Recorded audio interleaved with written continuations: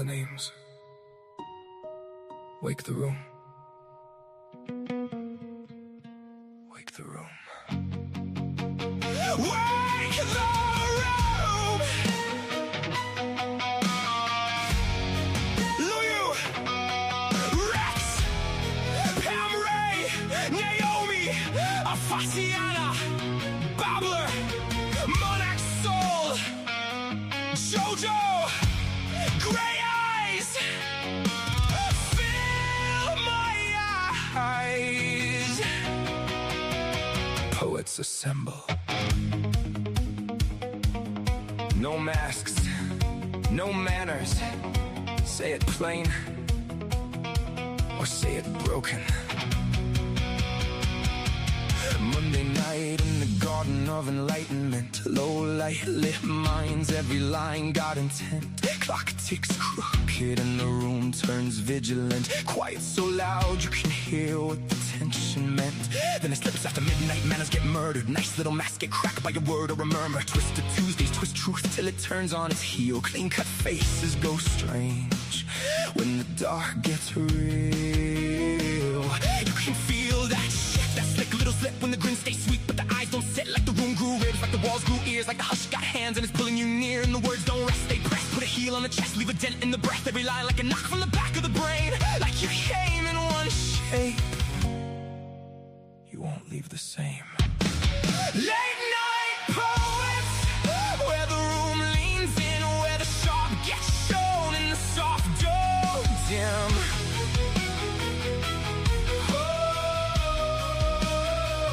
Late night poets, hear the whole thing shift from a whispering the ribs to a line that lifts from the darkened edge of doubt to the pull you can't ignore. We don't just read the night, we make it something more. Say it plain, say it broken. Late night poets, Wednesday breaks, parts in the parts, ink down the spine, half halo, half hazard, both hands in the light in the yard. A seduction walks soft through the smoke, silk on the tongue with the blade in the joke. Books and bards wakes dust in the depth of the shelves. Old ghosts lean out and start naming themselves in a craft and sullen up the ache. Gets a voice, pain stands up straight and makes silence a choice. Then break on through when the devil gives way, when the mass is saint but the pulse says pray. Echoes in the dark, go hunt the fear, that thing with no name starts ringing in your ear. Say it, say it. Fill my eyes with poetry, don't water it down. Let it bite, let it bloom, let it burn through the crowd. Bad company grins like a bruised dress smart, and rhythm and rhyme puts a boot through the heart. Late night poets, where the room leans in, where the sharp gets shown and the soft don't dim.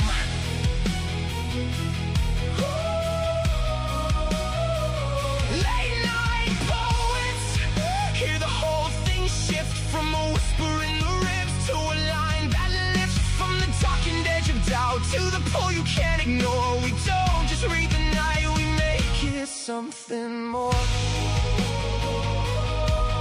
Say it plain, say it broken.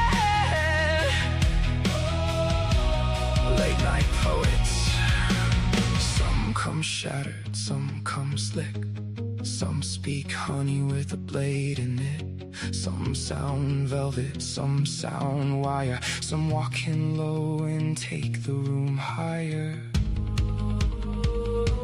Some come holy, some come liars. That's the thing! This ain't filler for the dead space, no. This is a pulse with a pen, this is blood with a nickel. This is breath to the backbone, ink for the crown. Live mics, live nerves, truth laid bare in the round. This is the beautiful mess, the bruise and the bloom. The line that cuts clean and makes a little room. Late souls, wide eyes, all nerve in the dark. A room full of hearts beating hard through the dark. Wake the room, wake the room. Late night poets, where the room leans in, where the sharp gets shown and the soft don't dim.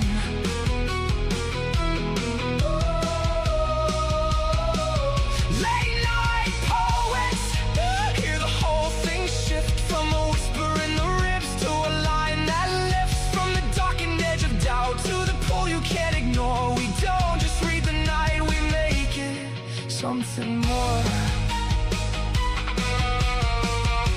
Late night poets, when the clock slips past polite, we tell the truth. LNP, we love you.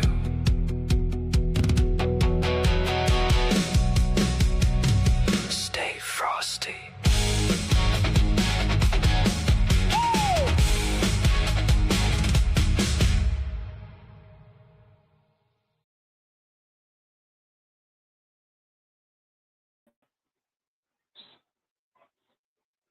Hello, world. Happy Saturday. You're listening to Bad Company with Greyeyes Smith. And tonight's show is based off of poetry that was left over from previous shows, so carryovers from previous shows. I put each contest that was written for on the board so it can be read. Um, anyway, so tonight's show is brought to you from a group on allpoetry.com called Late Night Poets. And we also have anthologies available on Amazon.com. So feel free to check those out and help support these shows. Their books are full of wonderful poetry from poets over the years on Late Night Poets. So yeah, hello world. As I feel my eyes, the wizard Hi, behind Gary. the How are you? curtains. No, I'm in front of the curtains right now because you know how they bounce. I'm good, thanks. Yes, very good. I'm glad to hear that. You know, I step out from the shadows on occasion. Yes, yes. So what's new? How Yeah. you doing? What's Well, new? thank you. Well, it's a new day, so there's Yeah, that. I don't know. Not here anymore. The sun went down, so But other than that, no. the tail end of the new day. Uh, Ah, right. so yes, yes, because you're 3 hours behind me. Yes, nothing great, nothing wonderful to report in the future. Yeah, exactly. You know. So yes. So how's Right. your weather doing? How's your weather? Is it good? It's good. Yeah, it's pretty nice. Actually, Nice. pretty sweet. Very good. We had like we How were about where you are? we were running in the upper kind of 80s, and then the last 2 days we've been running the upper 70s. So I kind of like that, you know. But it's kind of I don't know humid today, so I'm not liking that very much. Not at all. And Yumpy, how's your weather? I always ask Yumpy because he's my neighbor and he's always lower than I am, temperature wise, anyway. Ah, and hello Oh, to really? YouTube. Hope everyone's doing well. Right. Ah, yes. Yeah. No, so Hello to everybody that's listening in. Jumpy, at Al, at and Al. mm, So yeah, yes, nice to hear your voice. I think we were supposed to be calling, that'd be good. Then I'll duck out and she can but she does fall asleep sometimes. So imagine that. I'm Imagine that. sorry. Imagine that she would go to sleep. What is that? Yeah. Uh-oh. Yumpy says he can Yeah, barely. it's 3 o'clock in the morning. Yeah. Yeah, right, right. How's that? Is it better, Yumpy? You should all just start the show by telling me to move my damn microphone. I always move Much better. Yeah, I move it over to the side of my desk so I don't like knock it over. And then when the show starts, I forget and it just sits there. I don't know. Well, that's because I'm so soft spoken, is why you can't hear me. That's what I should have said. Right. Yeah. Gray, you know better. Oh yeah, yeah, yeah, for sure. Oh my Exactly. gosh. So it looks like you got a huge Right. board tonight. Huge board. Yeah. Mm. So is there just?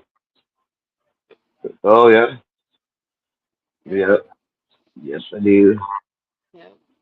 We had to omit one or two, but that's the way that rolls. Yes, you did. Yes, you did. Oh my goodness. Very good. Very good, Yumpy. How's your weather? Now he can hear me. I have to ask him again. Things are going well here, thanks. Um, Yeah. what was I going to ask you? I hope your dog doesn't get upset tonight, Gray. Ah, these guys you figured out, man. Um, I hope you noticed Yeah. I have been working Right. diligently for the Garden of Enlightenment. I hope you've noticed.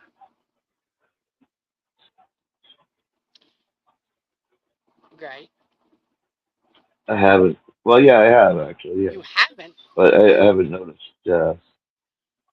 I I did kind of. But did you want to elaborate a little bit more?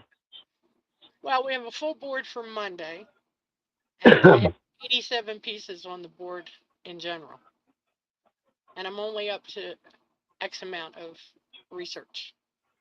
Yes, Oh, yes, yes. So I don't know. I might go cross-eyed doing it, but I'm going to do it for dang. well, that's good. That's 4 shows anyway. Yeah, exactly. Absolutely. That's the way I looked at it. But I have more. Yeah. I have more coming. I just have to get myself back into the groove. He's fibbing, huh, Yumpy? Yumpy says you're fibbing. And weather is Well, gray, overcast. I don't you know got what. about 4 shows worth of poetry there. I know. No. Well, I've only been putting 17 on each board. 17, and then your carryovers, you should have a full show and maybe a carryover or two. So that should make it nice. That's the way I look at it. That's Gene math. Right. That's Gene math. Yeah. Yes, but that's always a good start, and that'll break. That'll give us time to catch up on some. Yeah. Yeah. I usually put up. I usually put. Yeah. I usually put up 25 per show, but usually don't go through them all. It's usually about 20. Right, right. Yeah, we usually. I know on my Well, shows. it's wonderful to hear your voice, and thank you for what you do, Gene. As always, fill my eyes.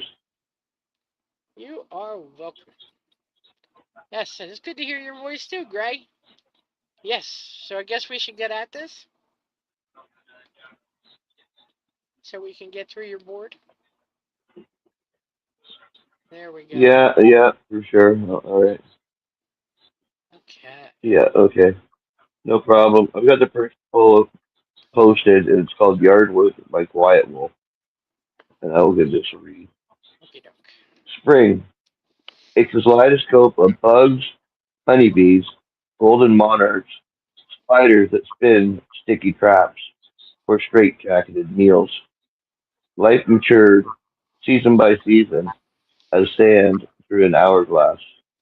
Grassy hillsides to let bitter memories slide into a neglected valley. Mom planted her marigolds until cancer caught her. I plant them now with a smile and ant bites and foam. Nice read, Gray. Yeah, as I said, Oh, wow. What did you think of that? Fill my ice. I thought it was great. I thought the picture was well painted on the memory of the garden that Mother grew. I love that the tradition was carried forward in this piece. I picked up life matured season by season as sand through the to an hourglass. Grassy hillsides to let bitter memories slide into a neglected valley. Mom planted her marigolds until cancer caught her. I plant them now with a smile and ant bite. Yeah, and thank you for sharing with us. That's funny. Yeah, that's what I wrote on May 18th or May 16th when I read it. So wonderful job, and thanks for sharing with us. Absolutely.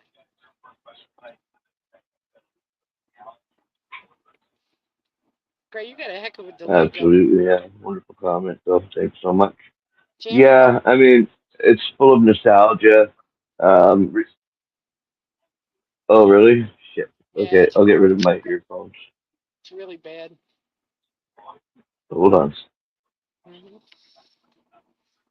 Uh, let's see. I'll get rid of my earphones, and hopefully that will help. Okay, sorry, Charlie. Ugh, my deaf self.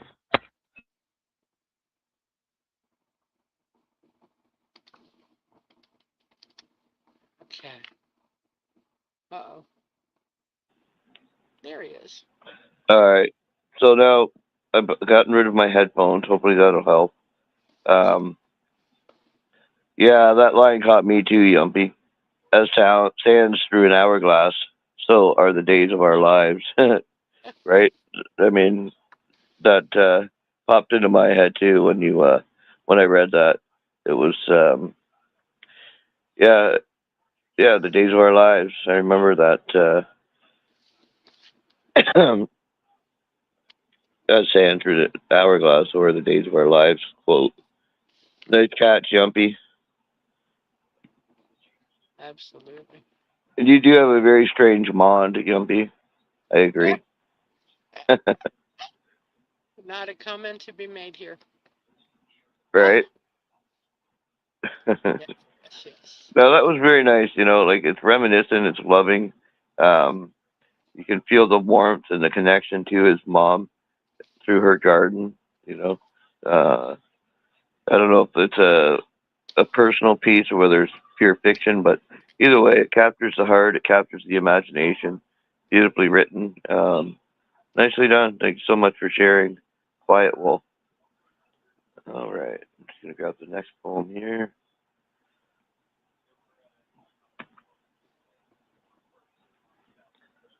Oh, goodness. All right, I'm gonna post the next poem up, Bill. When you Okay. see it, would you mind giving that a read, please? Yes, I would. Only Thank kidding. you. We have Coffee Mug by Pearl Pen. Okay, let me put it up over here before I can read it. Okay, a coffee mug. I sat in a thrift shop. A cup was a crack, waiting for almost a year for him to come back. Many people lifted me up to the tube light, saw some scratches, and threw me aside. I thought of the little boy with black hair who drank with me and took me everywhere. For him, I bore every scrub of that steel wool, but soon my color faded. I looked like a fool.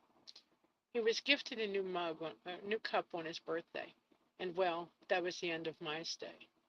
The beautiful blue cup was given my hook. Cyril gave me not a drop of water, not a look. I felt like a parched rose over a soil so coarse, which the delphinium mocked full of force. Then one day from the kitchen puddle I so feared, I slipped, was cracked, and then sent here. But today my handle beat fast, as I heard the brown boots again at last. The door opened. This one's still here, I see, he said, laying my enemy beside me. Soon the footsteps silenced the way, as I watched the blue cup that stayed. God, he looked like an indigo washing bar. His glossy shine carried my own scar. The story, too, was just my own, but this time an orange cup was the stone. The mirror laughed and reflected back. Two cups, each was a crack. End poem.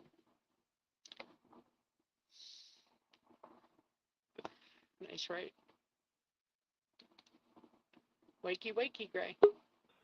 Yeah, a little slow on the mute button uptake. Ah, um, but yeah, wonderful read, Phil.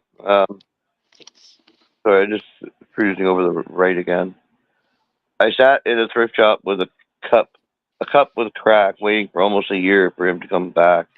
Many people lifted me up to the tube light, saw some scratches, and threw me aside. You know, I like the way it personifies the cup waiting to be taken to a good, loving home. Um, and the next one is I thought of the little boy with the black hair who drunk with me and took me everywhere. For him and I both bore every scrub of that steel wool. But soon my color faded. I looked like a fool. Life wears you down and takes a layer off your facade. It tosses you out in um, the next stanza where you're relegated to hanging off a hook, and you're not even given a drop of water, not a look. It felt like a parched rose over soil so coarse, which the delphinium mocked full of force. Then one day from the kitchen puddle I so feared I slipped, was cracked, and sent here. Yeah, to the hook to hang there. Because you're not good when you're cracked, you're going to leak, and nobody wants to see that. Um, and then the footsteps silenced away. I watched the blue cup that stayed. God, he looked like an indigo washing bar.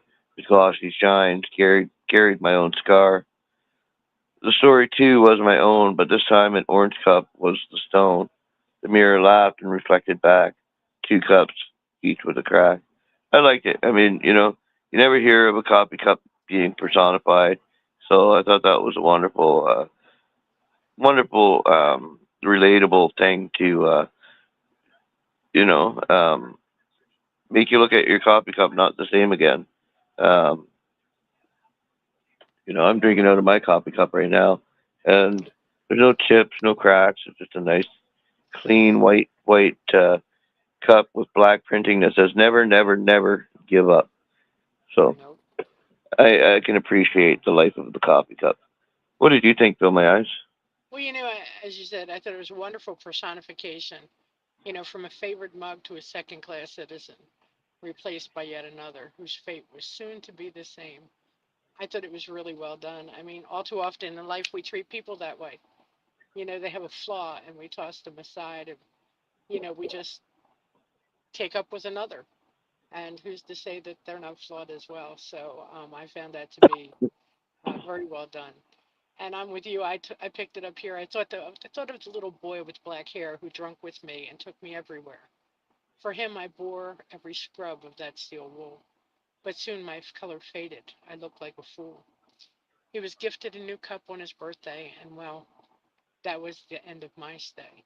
The beautiful blue cup was given my hook. Cheryl gave me not a drop of water, not a look. So great piece, Pearl Pen, and thanks for sharing with us tonight. Mhm. Absolutely. Yes, sir. Good piece.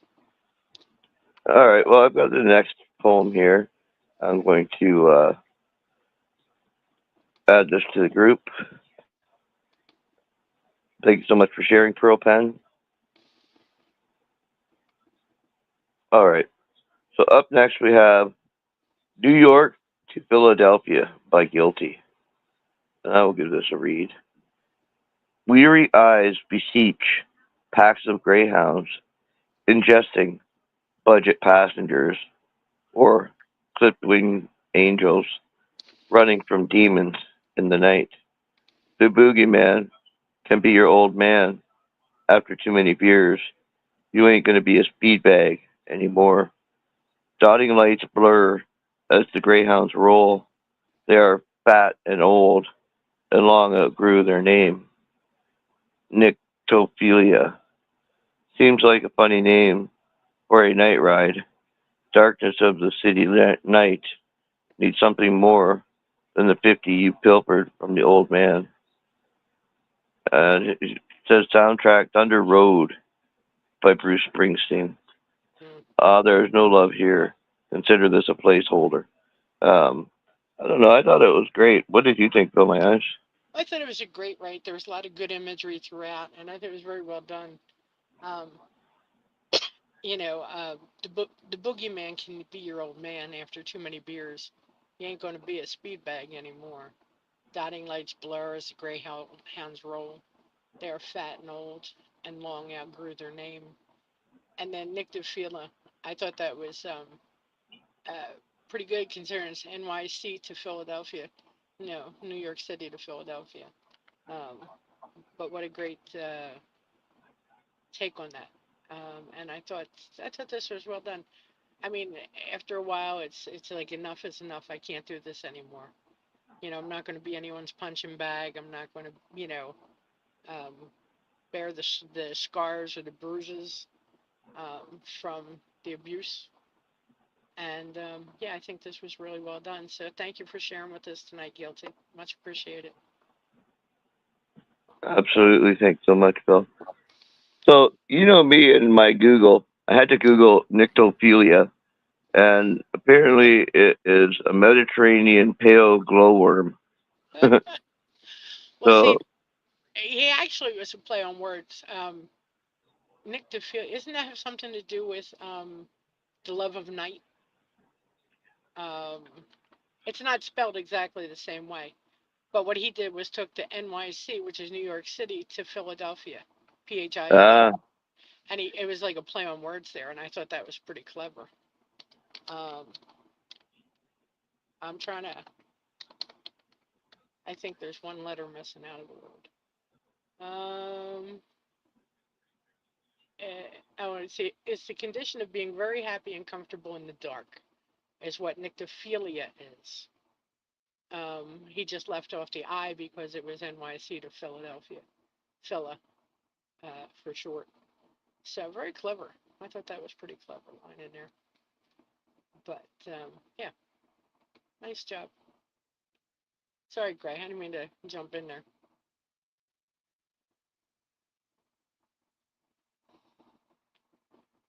Hello, I cannot hear you, Gray. I've learned something with the word nyctophilia. Mm-hmm. Um, you know, the darkness covers so much. It allows shelter from things that are hunting you. Escape from things that are tormenting you. Um, and that's what a Greyhound bus is. It's like you can jump on that bus and go anywhere in America or Canada, and Yep. or sorry, anywhere in North America.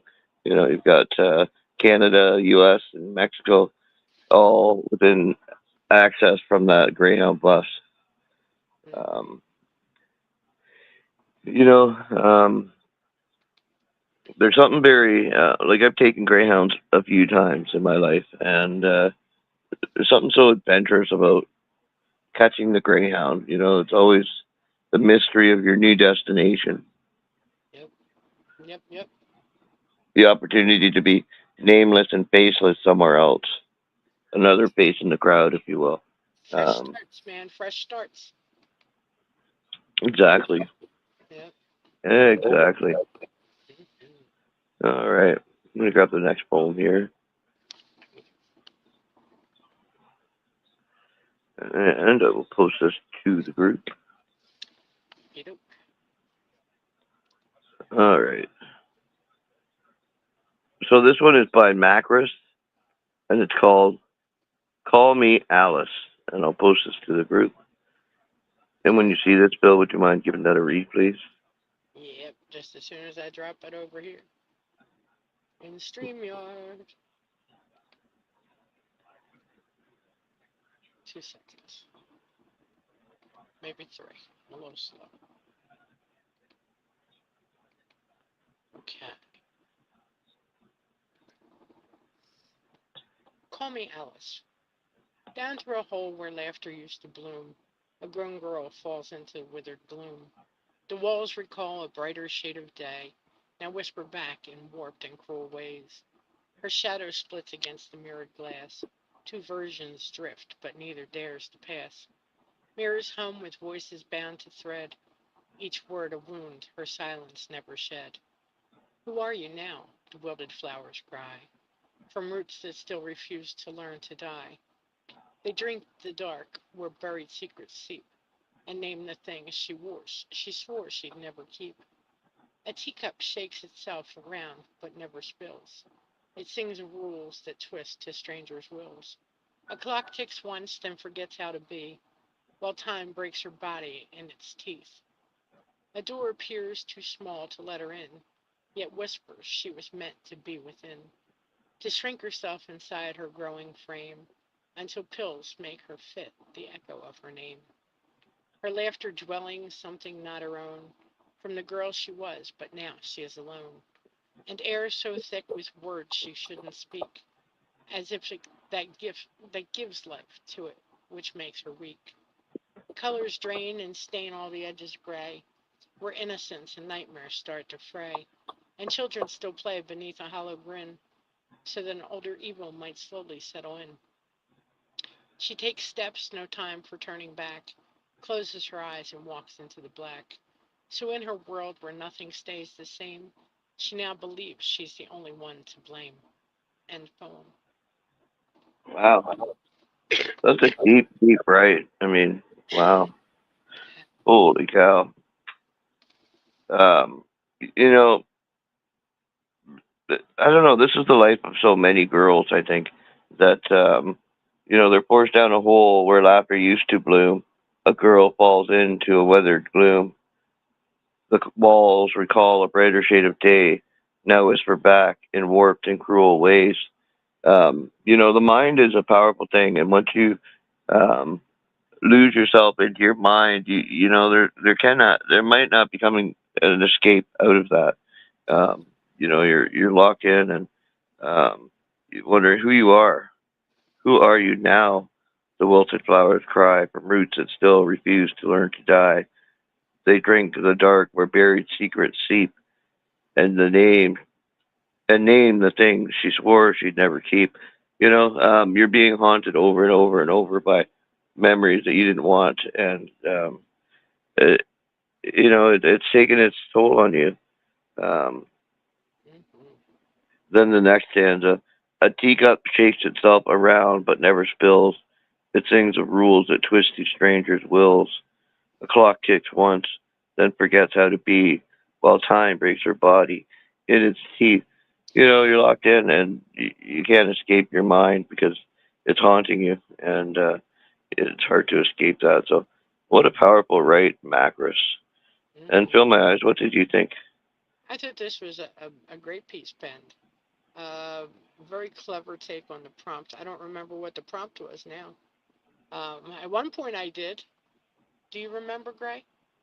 Oh, this was gold medal poem for Bad Company. It doesn't say. I think Yeah, originally it was written to something obviously Alice in Wonderland, but I'm not exactly sure the actual um, could have been something for Pam's contest. She had something on surrealism. But I picked it up here. Enjoyed this piece all the way through. Colors drain and stain all the edges gray, where innocence and nightmares start to fray, and children still play beneath a hollow grin, so that an older evil might slowly settle in. She takes steps, no time for turning back, closes her eyes and walks into the black. So in her world where nothing stays the same, she now believes she's the only one to blame. Yeah, there's so many good lines in this and decent stanzas that you know, I mean, it's kind of hard to pick just one. You know what I mean? But yeah.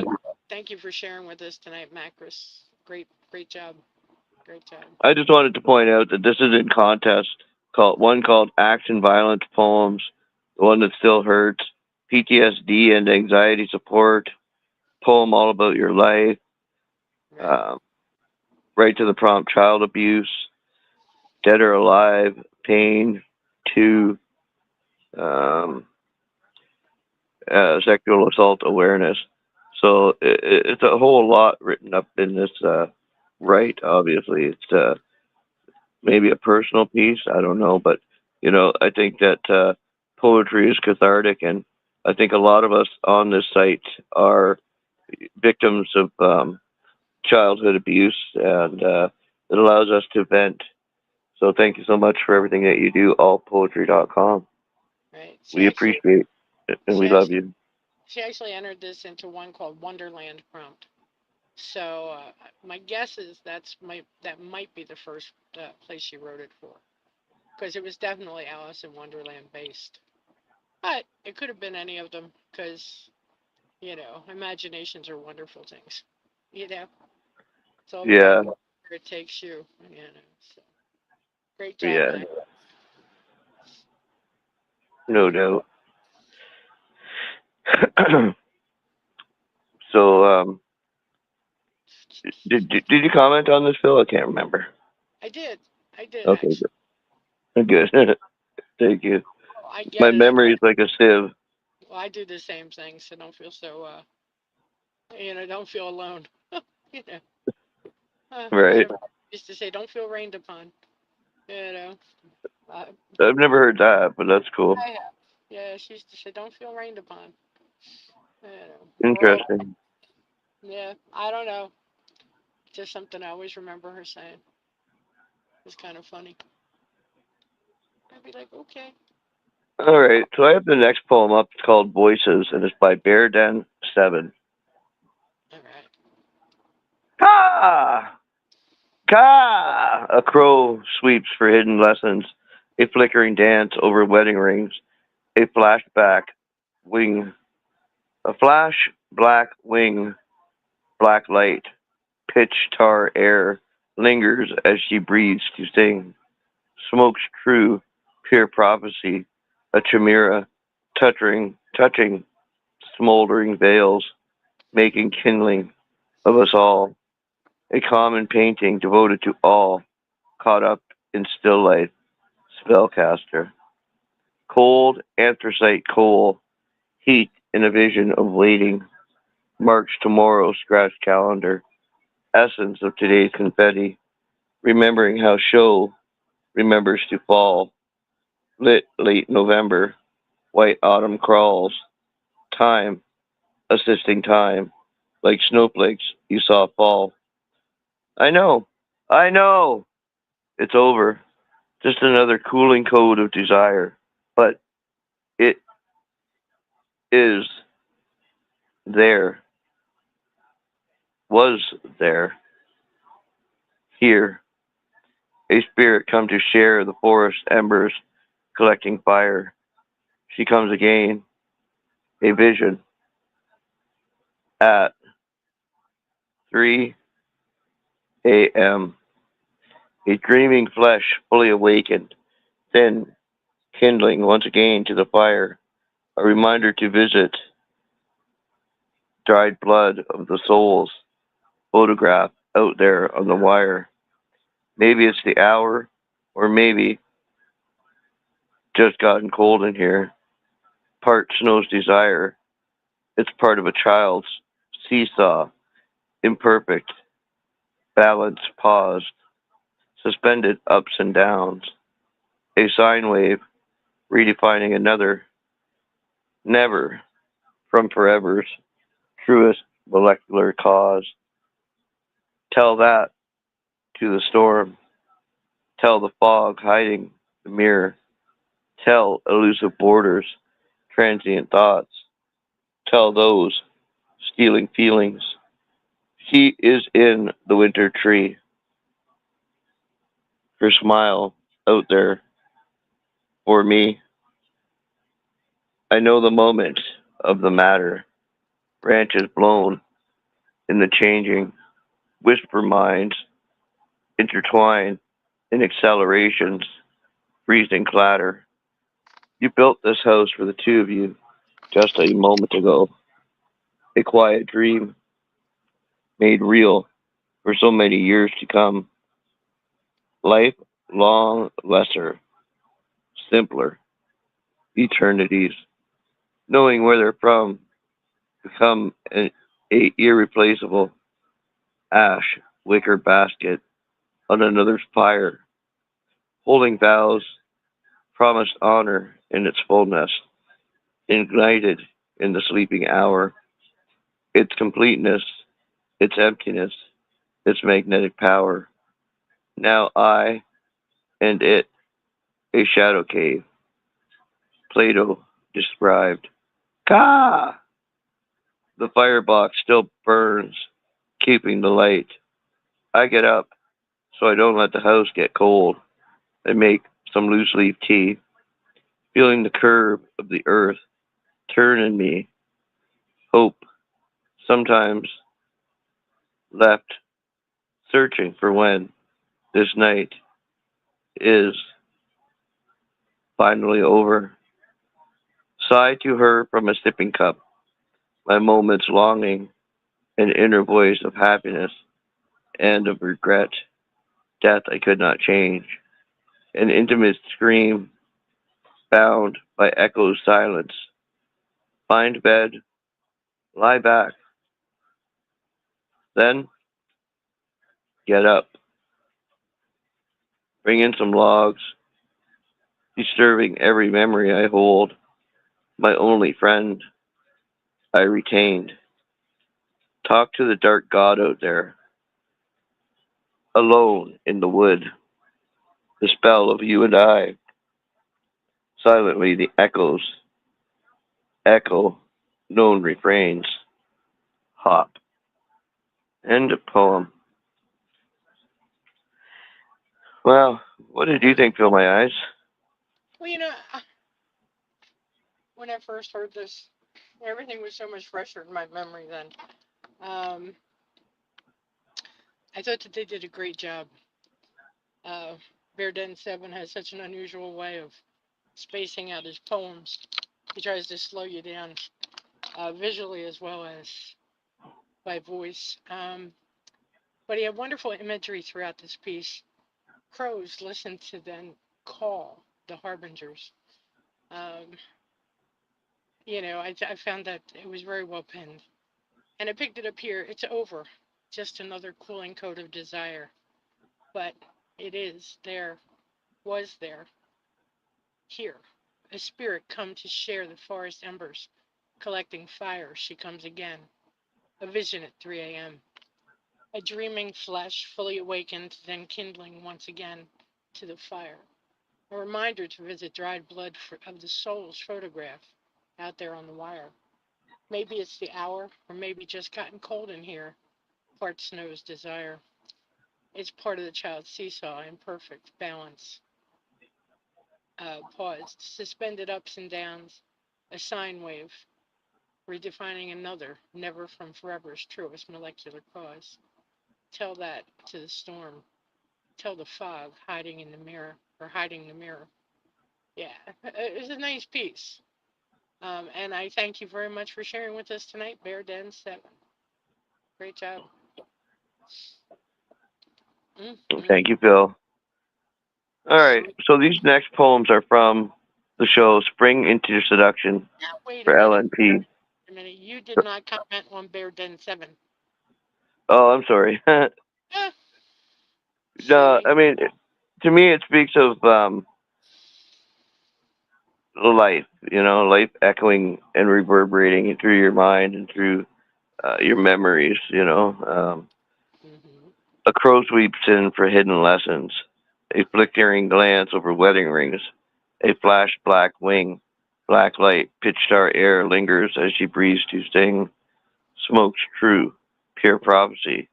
A chimera touching, smoldering veils, making kindling of us all. A common painting devoted to all, caught up in still life. Spellcaster. I mean, that's an interesting stanza to start out with. It speaks of memories and magic and you know um, smoldering veils, making kindling of us all. Um, Interesting first stanza for sure. Yeah. But anthracite coal, I don't know what that is. Anthracite, also known as hard coal and a black coal. And black coal, it's a hard, compact variety of coal that is submetallic luster. It has the highest carbon content. Huh. Yeah. So you learn something every day with poetry. You There's sure always do. something that you're going to learn if you seek to. Yep. Um, but it was used primarily for residential and commercial space heating, steel making, and metallurgy process, water filtration system, and as a raw carbon source for manufacturing batteries and other industrial products. So it's always good to learn, and so now I know what anthracite means. I didn't Yep. know before, but you know, Yumpy, um, sorry. Yumpy, Yumpy said it was mined heavily around Scranton, PA. Just so you know. Somewhere kind of near him and me. Maybe in the middle Right. somewhere. Yeah, I don't know. I'm, going along with the flow here. All right. Oh my gosh. Yep. Wow. But no, I mean, I love learning. So it's always good to learn. But this is, I don't know. To me, it's a self introspective, right? Exploration of self. But I really like the ka because Yeah. I'm a big fan of crows. I love crows. Um, I'm friends with a few different colonies of crows. Um,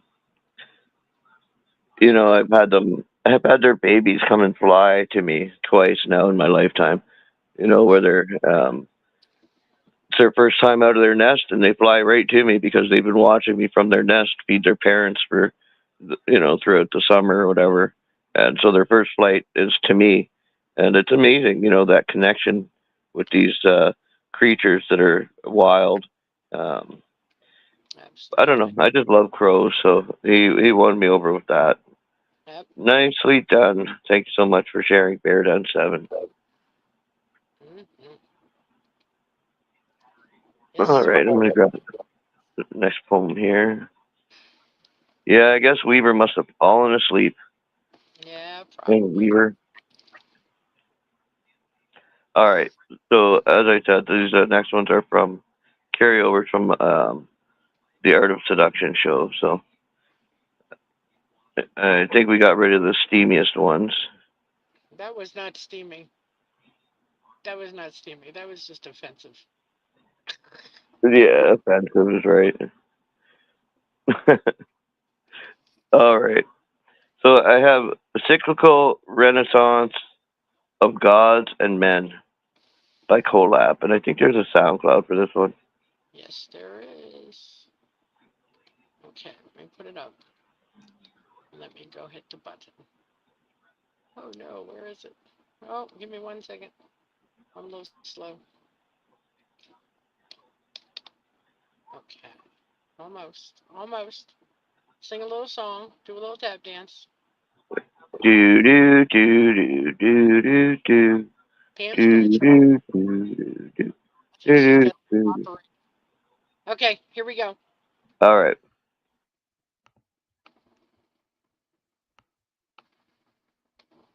I think. A cyclical A cyclical renaissance of gods renaissance and of men. gods and men. Naga Naga goddess, goddess.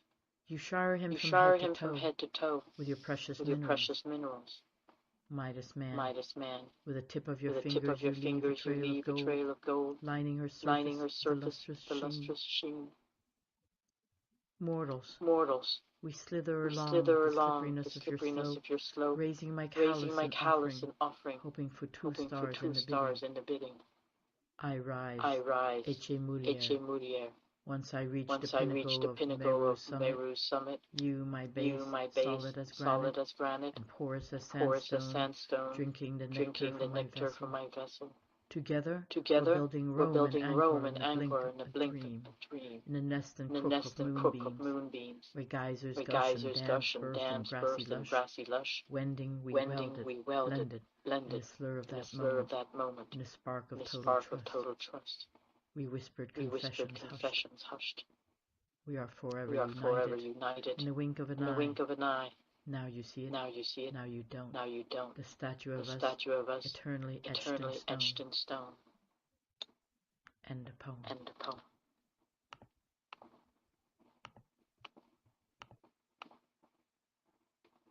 Nice. You and that button. I'm gonna take that button away from you. I know, right? I would too. I can't keep up with it. It's always getting away from me. Damn mute button. I feel like I'm in a cartoon chasing this stupid mute button around. Too funny. But yeah, it was the echo was there. But it was kind of cool, really. Together we're building Rome and Angkor in the blink of a dream, in the nest and crook of moonbeams where geysers gush and dams burst in grassy lush. Wending, we welded, blended in the slur of that moment. In the spark of total trust, we whispered confessions husk. We are forever united in the wink of an eye. Now you see it, now you don't. The statue of us, eternally etched in stone. I don't know. I don't know what you wrote this on, but it's a beautiful write. I mean, I loved it a lot. Um, Naga goddess, you shower him from head to toe with your precious minerals. Midas man, with the tip of your fingers, you leave a trail of gold, lining her surface with a lustrous sheen. I don't know. There's something about this piece that really resonates with me.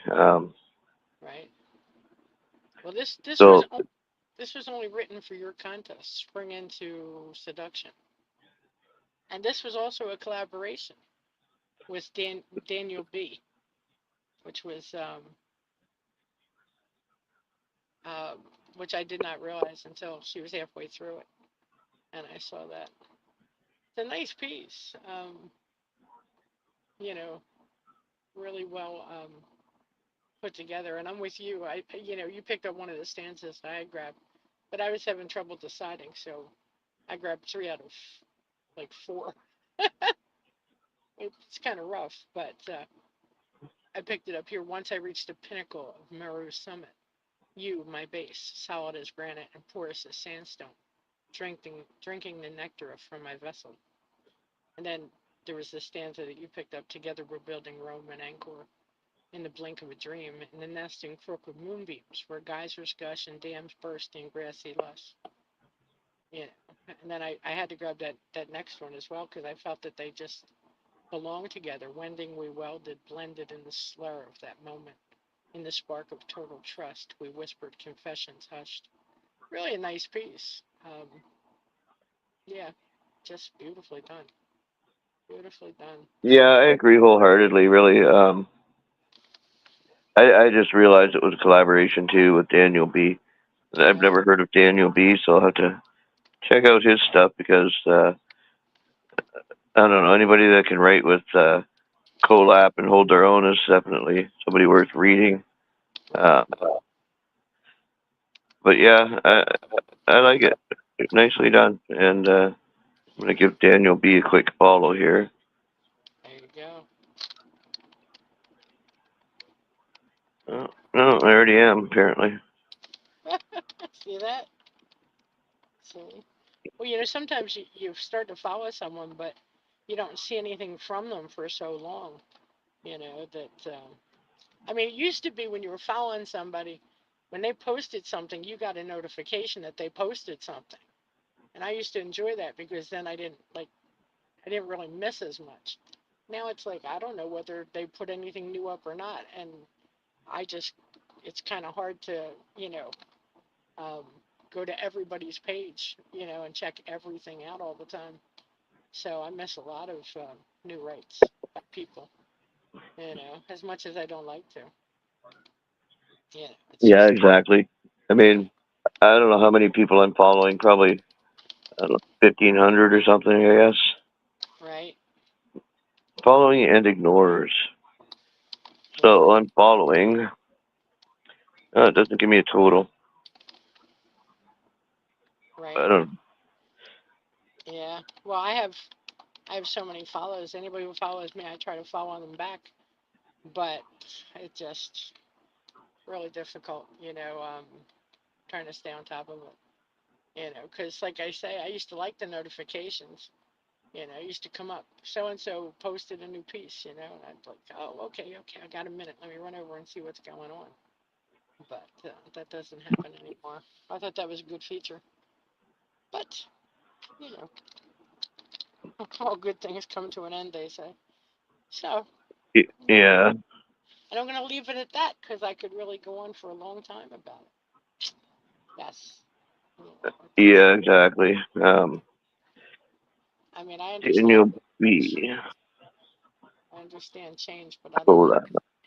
throwing it all up in the air and juggling it around. It gets confusing.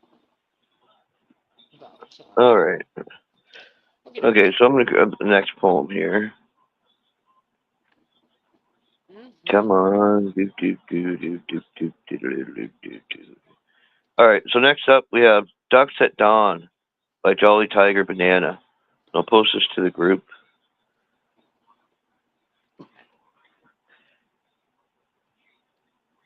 And when you see this, fill my eyes. Would you mind reading that, please?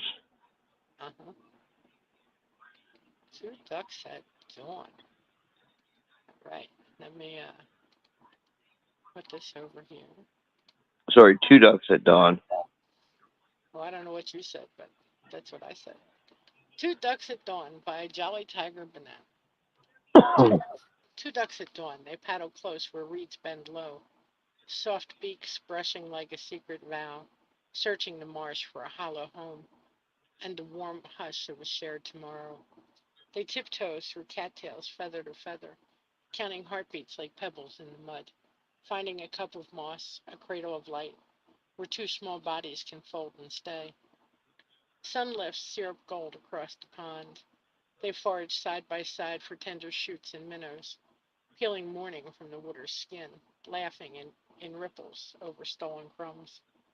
One insists on shelter beneath the willow, the other favors a slope that drinks the sun.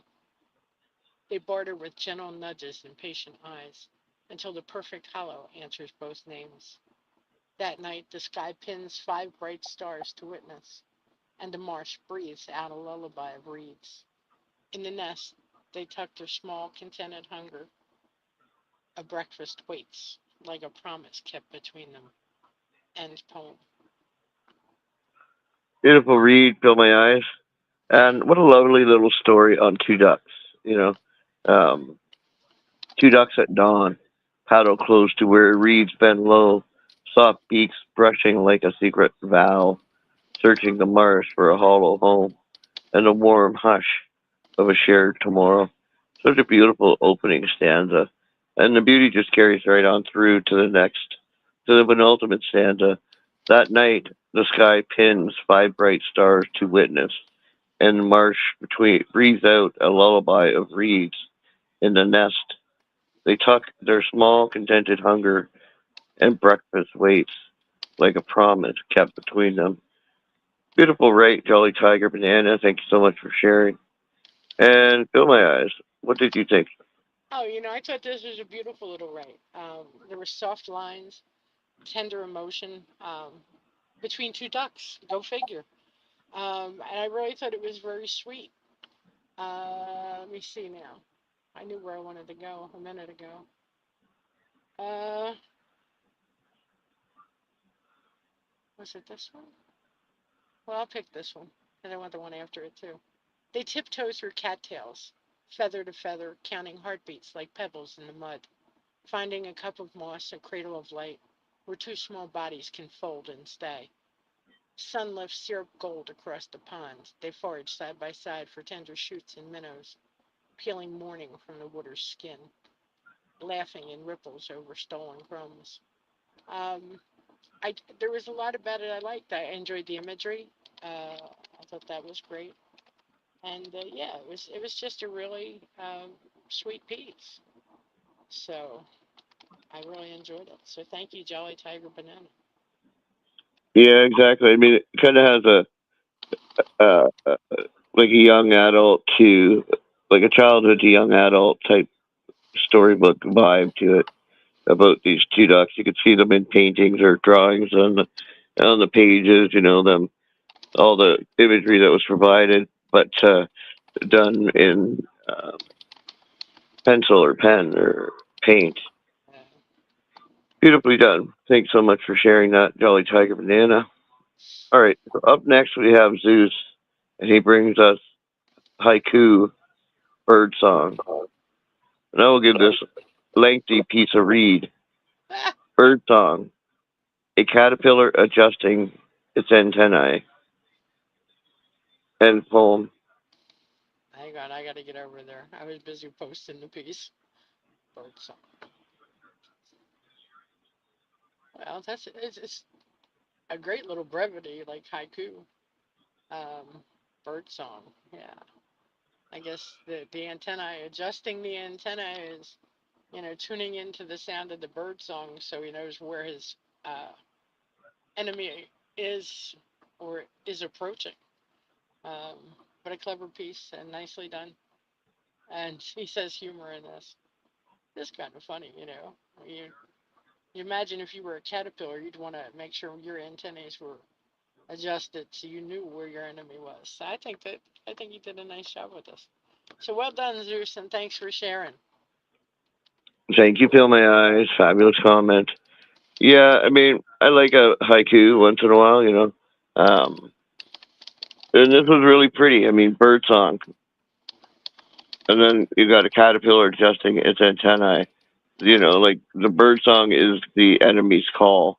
To me, that's drums and trumpets roaring from the enemy side because it's going to eat that caterpillar for breakfast, Yep. and that caterpillar needs to be aware of where it is, so it's going to adjust its antennae. And it was great. It definitely makes an impact for such a little brevity. Um, Yep. Yep. yeah, nicely done. Thank you so much for sharing, Zeus. It was fantastic. All right, so I'm gonna grab the next poem here. All right, should I put the open poetry up? We have Uh, Katrina Oquiet. I mean, you can. It's entirely up to you.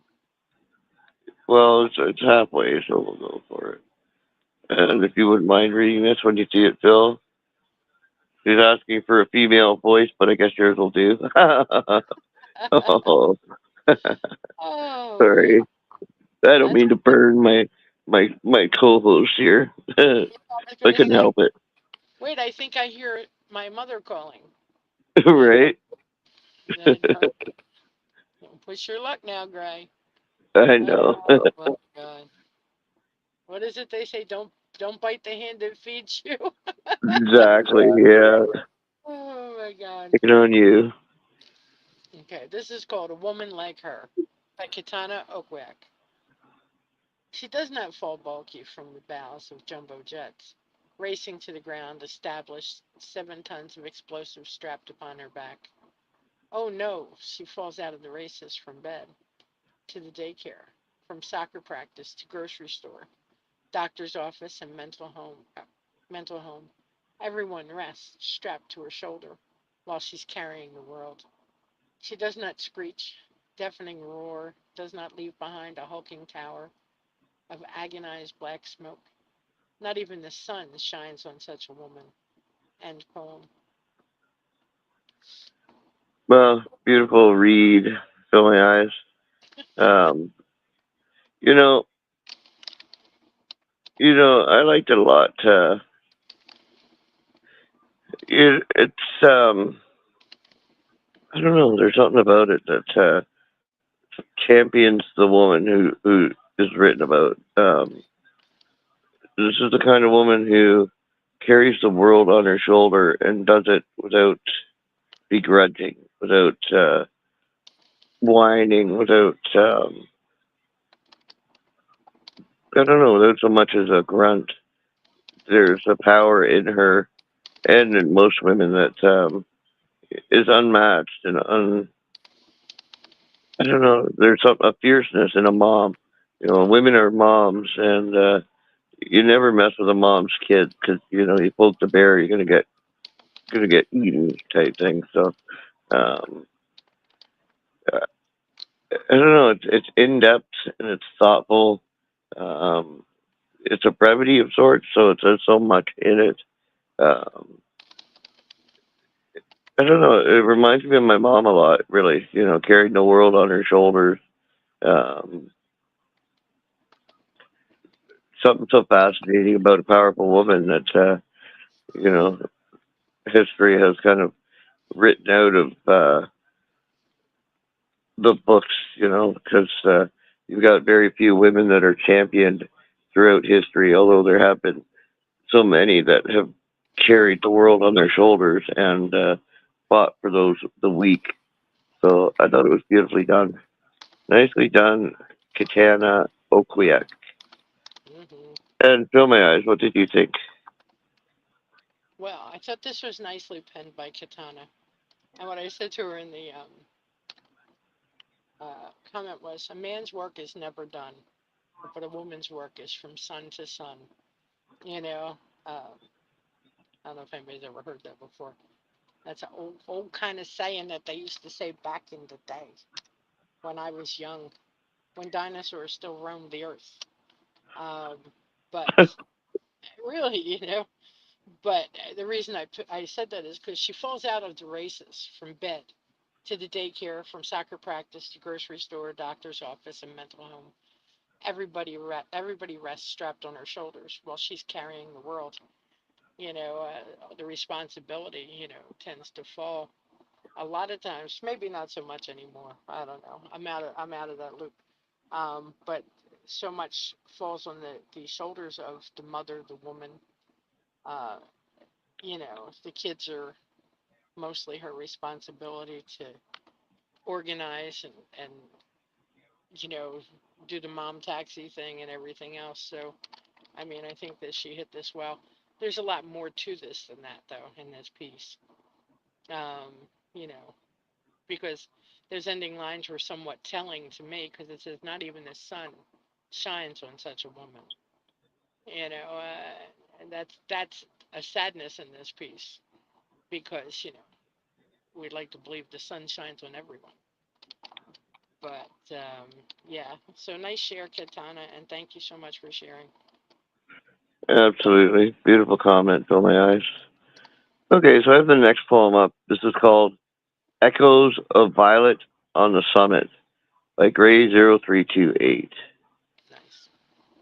The path stretched taut before unsteady feet, wet slate glistening under a moon's retreat, breath suspended in the darkened hollow, each step a hymn to the fleeting unknown. Branches clawed at the blackened air, a warning whispered in brittle tongues, but still we ascended, drawn upward by the promise of light's unfolding bloom. The wind sang secrets in fractured cadences. Its wings brushed our cheeks like ghosts.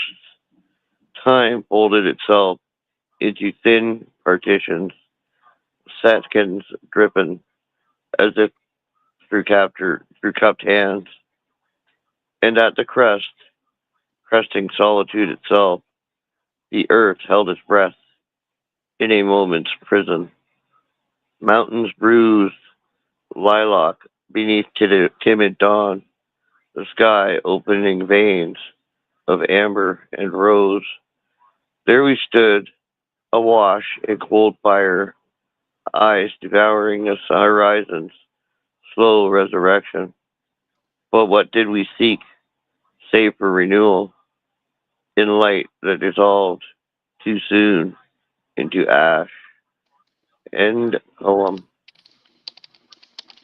Absolutely. What did you think, Bill My Eyes? Well, I thought that this was an excellent piece by Gray.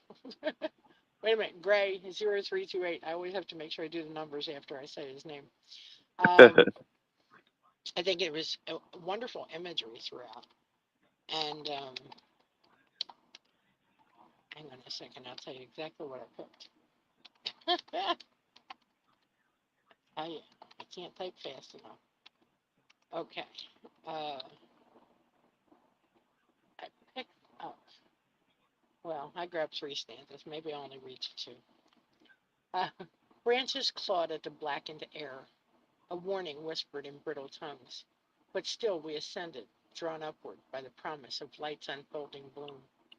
The wind sang secrets in fractured cadences, its wings brushing our cheeks like ghosts.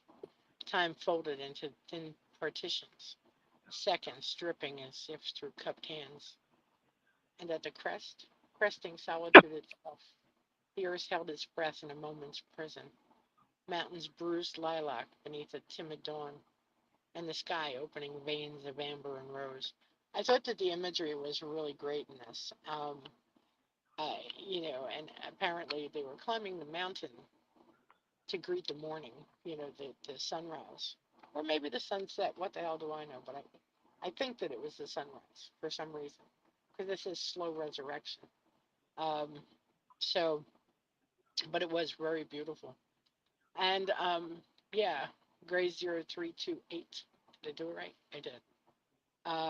I think that this was pretty incredible and nicely done. Yeah. So thank you for sharing with us.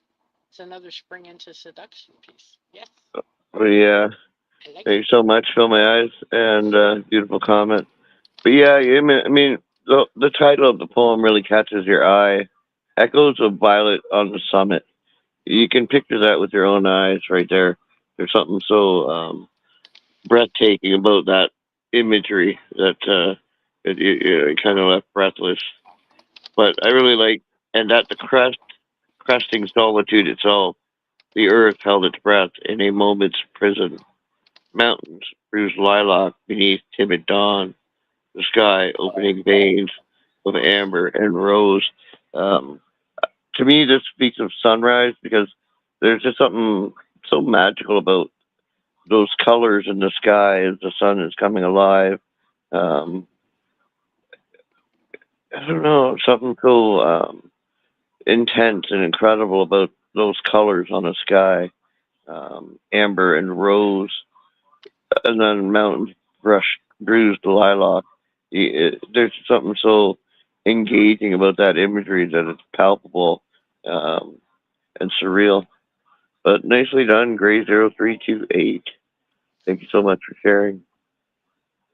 Okay, Phil, we have Emergence by Fireside. Whenever you're ready, please, and thank you. And that's fire inside, just so everybody, there's no confusion. I don't want fire inside to get mad at us. Just saying. This is emergence. My love burrows like botfly larvae. You are my host. My love is sharp, like the mosquito's stab, and you are infected. Desire makes me feed. My hunger grows in your heat. I blossom from boil into the soil. I am whole. I carry you with me. And we are the chain reaction of love's worst infection. Dark pulsating affection, sprouting the question of what is love, but two becoming one and continuing anon. End poem. Hmm, nice piece. Beautiful read, fill my eyes. And would you mind reading the author's notes? Sure. I realize it's not everyone's idea of seduction, but insects have a way of seducing, actually, many ways of seducing. I chose the bot fly as it matures in the spring, and it's so penetrating, almost violating, like uncontrollable desire, or uncontrolled desire. Sorry.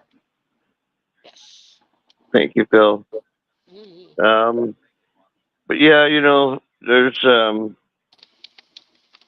I don't know. I guess there's an intimacy of being infected by a bug.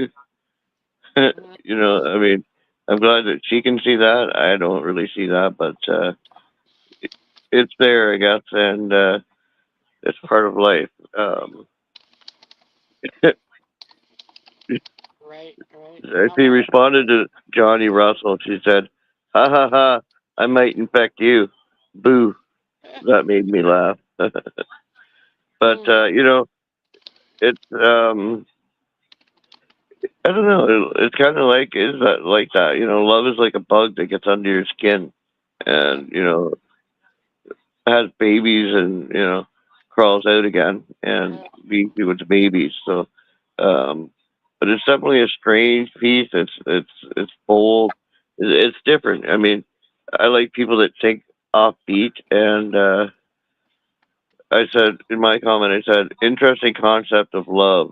The botfly isn't my first idea of what love is, although I can see the correlation between the two. yeah. Right, right. She said to me, she said, ha ha ha, not everyone's taste. I love insects, so I was trying to capture the parasitic nature of the botfly with the codependency of love, the seduction, being the host completely unable to rid itself of the most invasive aspect of desire, Yeah, survival. Yeah, I like it. I like her strange thought process. Nicely right, done, Fire Inside. And right. fill my eyes. What did you think? Well, you know, it's not my idea of seduction. Kind of gives me the EBGBs. But it was a clever piece with a lot of intriguing lines throughout. Um, I mean, I don't know. I can't say much more than that, but I can say thank you for sharing with us tonight, Fire Inside. Much appreciated. Uh, you know, bugs, oof, especially those kind of bugs. I don't know. Well, it takes all kinds to fill this world up. Oh my eyes. So I know. I know. I know. Just, Yeah. eh, I've seen some bot flies, man. I've seen some videos on some bot flies. Nah, that's not my No, kind of. No, no, you don't want their larvae crawling out of your skin. That's for no, sure. no, Uh, no. but I get the whole infectious, Right. love, you I, know. I I get where it was coming from. I do. That's why I said, it was a clever piece and it was intriguing lines throughout. Absolutely. Just, yeah. I just makes my skin crawl. Like, ugh. Right. All right. So I have the next poem up. This is called "Over My Head" by Bluesman. Drowning, I do not struggle. Ever deeper I sink into the euphoric mist of your intoxicating love. I breathe in your scent, the welcoming side of contented bliss. Skin brushes skin, goosebumps follow. Lost in your eyes, floating in your arms, enraptured. I sink even deeper, blissfully drowning in your euphoric mist. End poem. And this was written to a poem called A Fine Vintage by Heavenly Angel. And it's quoted as romantic love is a mental illness, but it's a pleasurable one. It's a drug. It distorts reality, and that's the point of it. It would be impossible to fall in love with somebody you really saw. And that's by Frank Labowitz. Uh, Wow. that's, no, Uh, yeah, love is something that you drown in. I mean, yeah, yeah. Especially if you put your all into it. You're way in over your absolutely. head most times. Yep. Um, yeah, I thought this was a nicely penned piece. Um, it's a short one for Blues Man. I'm used to his pieces being so much longer. And I picked it right up from the top. Drowning, I do not struggle. Even deeper, I sink into the euphoric mist of your intoxicating love. I breathe in your scent, the welcoming sighs of contented bliss. You know, it's just that, I don't know, that almost that textbook, like, everything is wonderful, life is great. You know, I'm, I'm, I'm all in and you're all about it, you know. Um, and it says at the end, blissfully drowning in your euphoric mist. You know, what would you say? It's the pheromones, man. It's the pheromones. That's what she would say. She wouldn't say it like that, but she usually calls out the pheromones. Um, but really, nicely done. So good piece there, Blues Man, and thank you for sharing with us. Much enjoyed. Yeah, absolutely. Yeah, I thought it was great. Excellent, right? You know, love is that way. It intoxicates us, gets us high. And we're so high we don't realize that we're drowning. You know, Yep, we are yep, losing ourselves into this love, and good or bad, it is what it is. And so you go with the flow, you go with the current, you let it take you where it will, and deposit your body on the shore of some strange beach somewhere. with a lot of rocks. With a lot of rocks. Right? All right. I'm going to post the next poem here. Whenever you're ready, Phil, this is called Whispers Before the Fall by Darcy Blake, 52. That's a new name to me. Let me see. Let me put it over here. And let me come back over here. Whispers before the fall. The wind gathers whispers from restless leaves, carrying fragments of things left unsaid. Footsteps echo on an empty path, each one heavier than the last. The sky leans low, holding its breath, as if waiting for someone to break. And in that fragile moment, I finally hear it. Not the world falling apart, but my own heart learning how to stay. End poem. Mm, Beautiful read, Phil. And I mean, it's a touching, right? It's it is. so I don't know. It's visceral. It's engaging. It's like the imagery is spot on. I really love the sky leans low, holding its breath, as if waiting for something to break. And in that fragile moment, I finally hear it. Not the world falling apart, but my own heart learning how to stay. Uh, I liked it. I liked the sentiment of the right. The whole thing was engaging and powerfully written. So there's a sense of loss and a fortitude that emanate the right, and it's definitely palpable and engaging. So nicely done. Thank you so much for sharing, Dan Darcy Blake 52. I'm now following you. So great, right? Are you And are you taking sorry. lessons from Pam? Because you stole my lines. I'm only kidding. Just uh, I thought this was really a well done piece, and I liked the lines throughout. But they were my favorites. Actually, especially that last one. Uh, but I can say I like this first stanza. The wind gathers whispers from restless leaves, carrying fragments of things left unsaid. And I can jump right down to this last one. And in that fragile moment, I finally hear it. Not the world falling apart, but my own heart learning how to stay. Uh, and it's funny because the two of those fit together like hand in glove. You know what I mean? They um, they definitely could be run together, and beginning and end of poem. You know what I mean? And without anything in the middle, even. I just thought it really flowed nicely. So, great job, Darcy Blake 52. I really enjoyed the piece. Thought it was lovely. Absolutely. Thanks so much, Phil. My eyes. Yes. Yumpy's gotten quiet in the group. I wonder if he fell asleep. Either that or he's cooking dinner. Right, could be that too. So we have Sunset in Hawaii by Therese Dana. I'll give that a read. May a sunset in Hawaii. The sun hid the gilded peaks of Gahu Island. A color and colorful shades shrouded the green mountains as I gazed in awe at the blazing Hawaiian sun on May evening sunset, wandering in thoughts, and my heart bloomed, remembering our last spring. I hear the whisper of feelings in the palm twigs. The wind is wrapping silence in warm ocean breath. Finch, thrush, petrel, chirping a cheerful melody.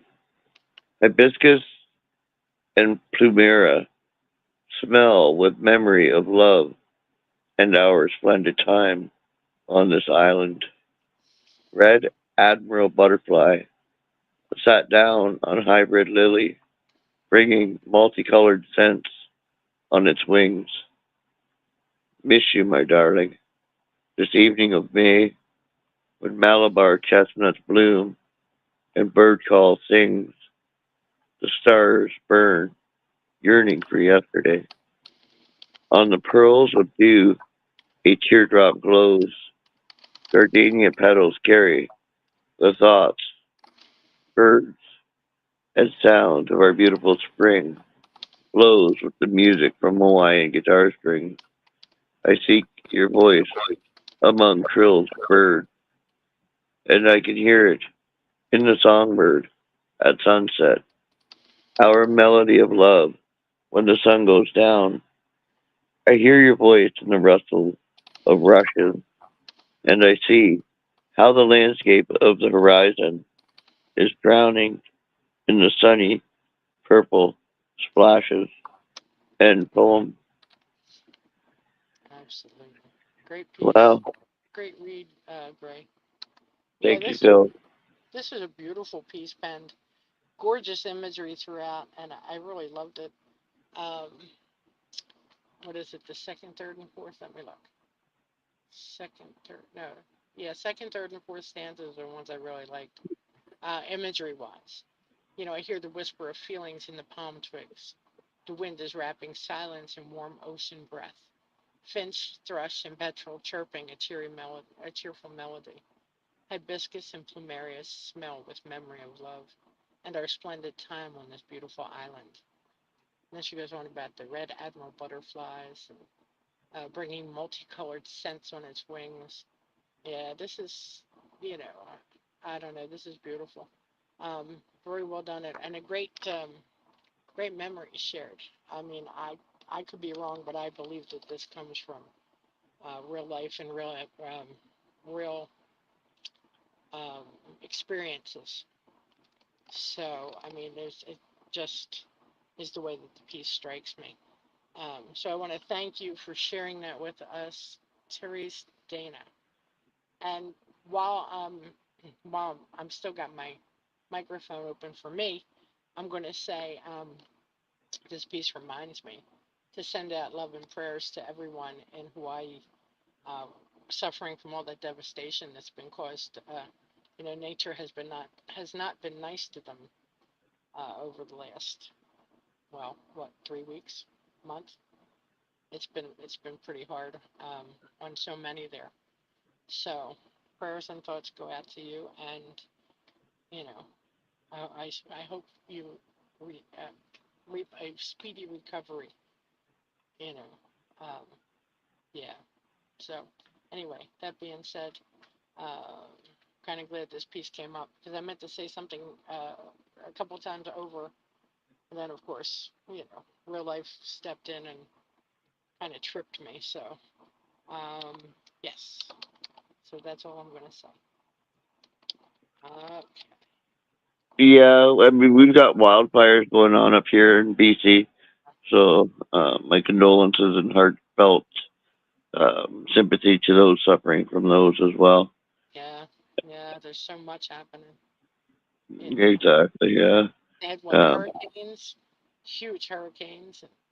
I think at one point I read something. It was snowing at the top of their highest point, and it was total devastation on their lowlands. So it was pretty crazy. I'm pretty sure that I read that about Hawaii because I sent it out to someone because I was so like, okay, like nothing like getting a two banger, you know, having snow in one space and just total devastation hitting on lower lands from the hurricanes. So yeah, it's pretty wild. and Pretty that's in wild. Hawaii. Yeah, yeah. I have to see who I sent that to. That's But crazy. I'll share it with you. It was pretty insane. But the devastation was unreal, or has been unreal. And I'm sure they're all still devastated because it was pretty ugly. Pretty ugly, I tell you. Yes. Yeah. No, I haven't heard of that. So thank you for sharing that. Yeah, pretty bad. You're welcome. All right. So I'm gonna post the next poem here. And come on, there we go. Oh shoot, there we go.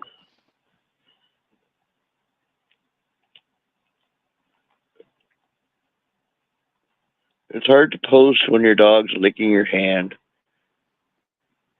Yes, you. All right. So up next we have "Pitiful Quest" by Sarthak Unial.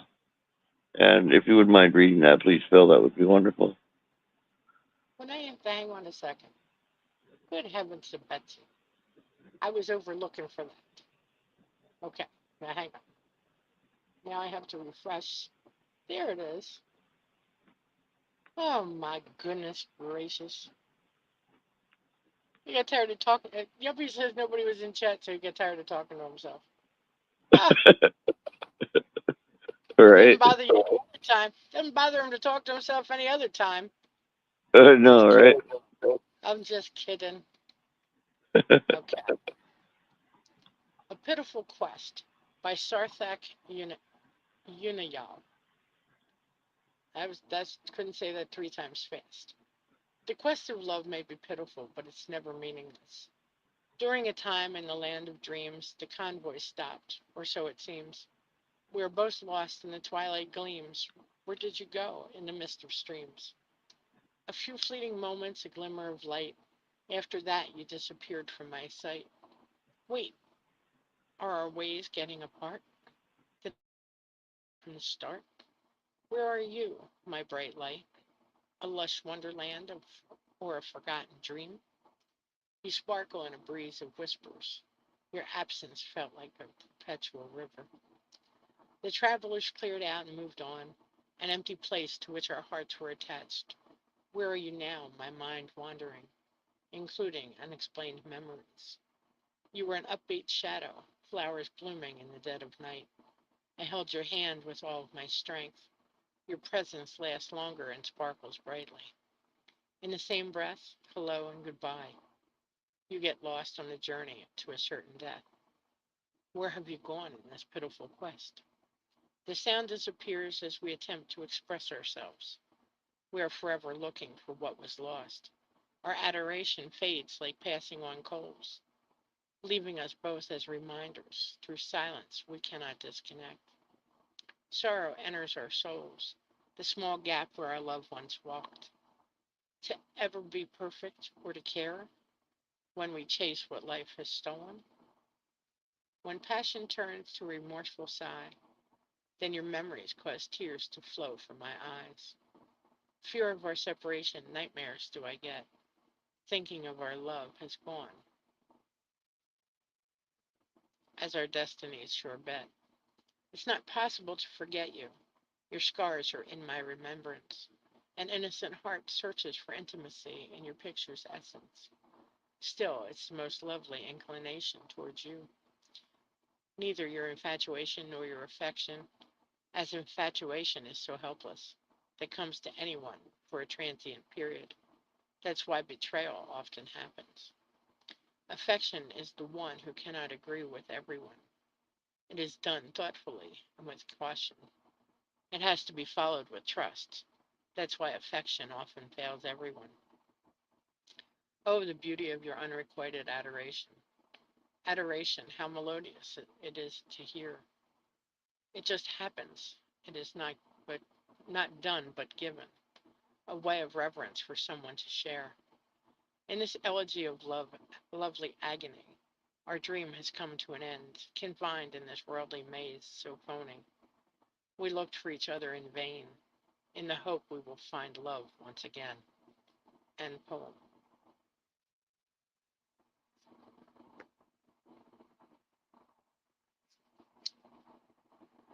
Okay, Gray, you're on mute. Thank you so much, Bill. Derp. But Yeah, my comment on this poem is a moment of connection lost in a myriad of life and never forgotten. In this elegy of lovely agony, our dream has come to an end, confined in this worldly maze, so phony. We looked for each other in vain, in the hope that we will find love once again. But you know, I think those that don't have it want it, and those that have it, might respect it. But if they're not careful, they'll lose it. Love has a you have to keep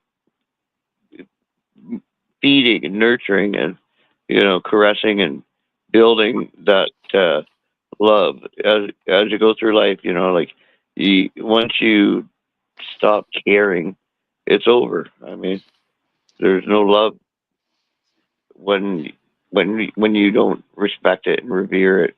Um, and I mean, it takes two people, obviously, because what is love without two people? It's lonely. It's desolate. It's besought with tragedy when love goes unrequited. So I think we all seek that connection, that togetherness that love brings. I think I don't know how. I don't know. There's a certain age, I think, where, you think, fuck it, I don't care about love anymore. I'm not going to deal with it. Um, but there's also, I don't know, Well, something so magical when you do find it. right. I mean, I agree with you, Gray. I do. And I think, yeah, it is magical when you find it.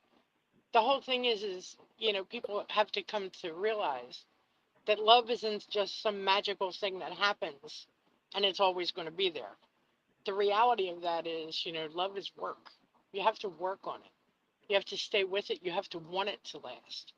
You have to help it to last. You have to fan those flames to keep it alive. It's not just here I am. It just doesn't work that way. And Right. so many people don't even realize or understand that. I mean, it's just, and it's kind of the sadness of it because that's why there's things that don't last for so many. So, I mean, uh, I think that Sarthak Uniyal, um, captured something within this, right? Um, you know, with some of the lines, and it's just the truth. And and in the same respect, it's not a one-sided street. Both of you have to work towards it. So I don't want to make it sound like I'm just taking one side or the other. But I picked up these three stanzas. Neither your infatuation nor your affection, as infatuation is so helpless. That comes to anyone for a transient period. That's why betrayal often happens. Affection is the one who cannot agree with anyone. It is done thoughtfully and with caution. It has to be followed with trust. That's why affection often fails everyone. Oh, the beauty of your unrequited adoration. Adoration, how melodious it is to hear. It just happens. It is not done, but given, a way of reverence for someone to share. You know, um, it didn't capture what we said exactly, but, it comes across, and it makes you look at it from that point of view. Like I said, sadly, that's what gets lost. People don't realize that it's work. It's work. It doesn't just happen. It's not really magical. It's magical that you find someone that you really, like, care about. But, both people have to be in that space where they're going to work to keep it alive, make it happen. So, yeah, absolutely. Absolutely, yeah. And beautiful read, Phil.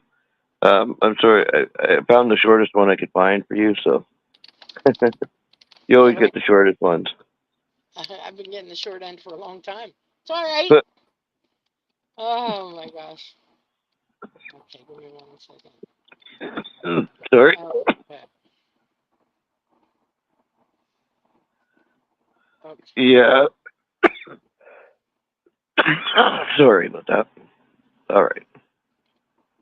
Okay, here we go. I'll get the next pen up here. So yeah, I skipped past Weavers. We'll come back to that next week, if or next show, if Right. you want to read it on that show. Right. All right. So we have the next one up, and this is from another contest of mine called. Like contest happy. I'm only kidding. So this is called New Year by Toss Man, and it's your gold medal poem for 2026. Woo-hoo. Oh, wow, wow. Right. There we go. So Toss Man brings us New Year. This New Year started like a dirty engine, choked with hesitation and bruises. The sky, dark and creased, forgave nothing. Night played, night played playing judge and jury, passing sentences of waiting, every doubt called to testify, every thought sworn in under flickering lights. He walked into the lobby of the crumbling downtown hotel, smelling of bleach and old smoke, the kind of place that holds dirty memories and black mold like ticks in a sickly hound's ear. He kicked off his boots on the rotting hardwood floor, shards skittering in every direction. The only sound in a big empty room of peeling paint and burned out chandeliers. The leaning front desk held a rusty cash register, and beside it, on the counter, sat a small bell, the kind used in dry cleaning shops or as an AM radio morning prop. He doubted the small thing would ring. Its spring tired of announcing junkies and dashed hope. Flashing old neon snickered across the room like a heartbeat with a loose wire, pink and blue, making everything look homesick and guilty. He saw her across the lobby, standing against the cigarette machine, denim jacket lean and pale, too tight across the chest, a knife scar on one cheek, a badge of sorts awarded during the southbound round of a northbound fracas. Walking across the lobby towards her, he couldn't help but think she needed a sandwich or three, tall and skinny, folded in on herself, Quasimodo's sister. You too, she muttered, her eyes danced around him, taking in a dim teardrop chandelier and a three-legged wing chair before settling on him again like a blooming wound. Me too, he replied, nodding, his head hung low as if gravity had singled it out. Nothing moved to stop it. Not the room, not the silence. Even the light kept its distance, afraid of being dragged down with him. They joined grubby hands, fingers intertwined, and stepped into a rickety elevator, bound for an hour of loose bed springs on the fifth floor. Seconds, seconds ticking by like knuckles rapping on the other side of a door. For a moment, the near hung in the air and then retreated back into the faceless, frowning sky from where it came. End poem. Wow. I thought this was quite a tale well told. Um, Incredible imagery all throughout. Um, to not so lucky folks. Uh, wow. I swear I heard someone come in. uh, uh, so, like I said, not some lucky folks uh, together for New Year's, celebrating in kind of the only way that they really know how. As sad as it is, at least they had each other. So, I mean, I don't know uh, what else I can say there, but where is it? Well, misery loves company. Well, So, yeah, no one wants to be alone. That's for sure. no. I'm just trying to figure out where I wanted to go with this. Walking across the lobby toward her, he couldn't help but think she needed a sandwich or three. Tall and skinny, folded in on herself, Quasimodo's sister. You too, she muttered. Her eyes danced around him, taking in a dim teardrop chandelier and a three-legged wing chair before settling on him again like a blooming wound. Me too, he replied, nodding. His head hung low, as if gravity had singled it out. Nothing moved to stop. No, nothing moved to stop it. Not the room, not the silence. Even the light kept its distance, afraid of being dragged down with him. And then, they joined grubby hands' fingers entwined, and stepped into a rickety elevator bound for an hour of loose bed springs on the fifth floor, seconds ticking by like knuckles rapping on the other side of a door. For a moment, the new year hung in the air and then retreated back into the faceless, frowning sky from where it came. It's it's sad, but he wrote it so well. He made it.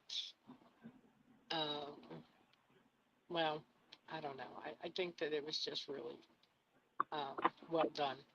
Let me put it that way. There's so much to it. I mean, I could have picked up a stanza or two above where I started. Where he's well. There's so much because as soon as the guy walks in, and if you kick off his boots or something in the beginning, God, I have to go back up. He kicked off ice. He kicked ice off his boots on the rotting hardwood floor. There's so much imagery throughout this, and so much detail in the work itself. That, excuse me, I think he really captured it um, from beginning to end. So pretty darn good right here. That's what I'm going to say.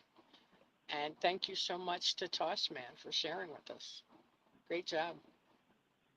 Absolutely, yeah. I'd never heard of Tossman until this, right? I Mm-hmm. really enjoyed his ability to get his imagery across.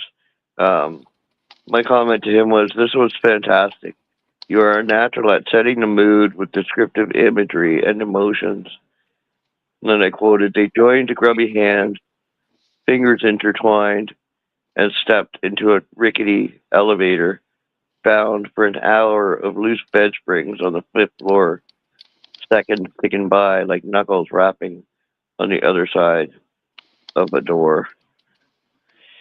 Yeah, I mean, it's got a film noir type feel to it, Yeah. as far as the mood setting goes, like he walked into the lobby of a crumbling downtown hotel, smelling of bleach and old smoke, the kind of place that holds dirty memories and black mold like ticks in a sickly hound's ear. Just a fantastic write, really. I thought it was amazing. So I'm going to follow Toss Man because he did a really good job with that, right? So Well, Toss Man, beautiful job. yeah. Come on, work with me here. Come on, it's not working. There it is. You broke Uh, it? yeah, my button. You broke your I'm trying button? to. Yeah, I was trying to click on the late night poets group, but it would gray out my page, but nothing would come up. Like it set the placeholder, but forgot to put what it was going to put in place, type thing. So I Yeah. don't know.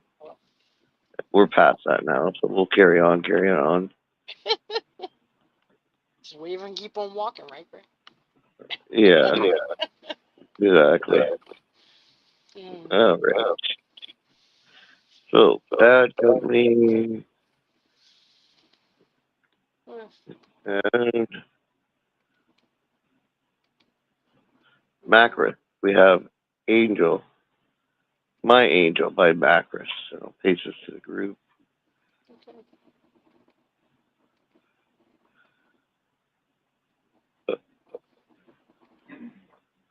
All right. Whenever you're ready, please, Phil. Would you mind reading My Angel by Macris? Yeah. Let me find it. Let me post it. Once I post it, I will read it. Oh, this darn thing. Okay.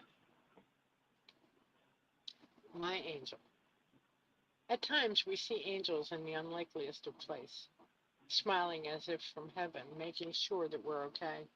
My angel is monitored. I hear beeps I see lines. As I squeeze her hand in my hand, kiss her hand goodbye. End quote. Beautiful read, Phil. And yeah, my comment on this one is I said, I believe in angels too. Mine are often the four-legged kind, blessing my life with pure love and devotion. And then I quoted, at times we see angels in the unlikeliest of places, smiling as if from heaven, making sure that we're okay. Um, yeah, absolutely beautiful. Uh, Sad but beautiful, you know. It's Yeah. I don't know. There's something so beautiful about the connection, and then sad about saying goodbye. You know, at a hospital bed. Um, it's beautiful but tragic. A tragic beauty, shall we Mm, say? Macros, nicely done. absolutely. Right. What did you think, Phil? My eyes. I thought this was really a touching piece and a wonderful brevity. Um, you know, uh, my angel is monitored. I hear beeps and I see lines as I squeeze her hand in my hand, kiss her hand goodbye. It's hard when the person that basically has always been there for you, leaves this world, and you have that. Well, you have that opportunity to say goodbye. It never makes it easy, and I think that Macros captured that beautifully. Um, but yeah, very well written brevity, and wonderful job. So wonderful, wonderful job, Macros, and thank you for sharing with us tonight. Yeah, absolutely. Beautiful comment, Phil. Thank you so much. All right. So up next we have Rango Wrath, and he brings us "Thank You." The closest to the group, and then we'll give it a read.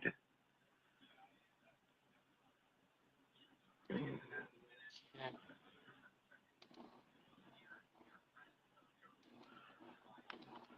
All right.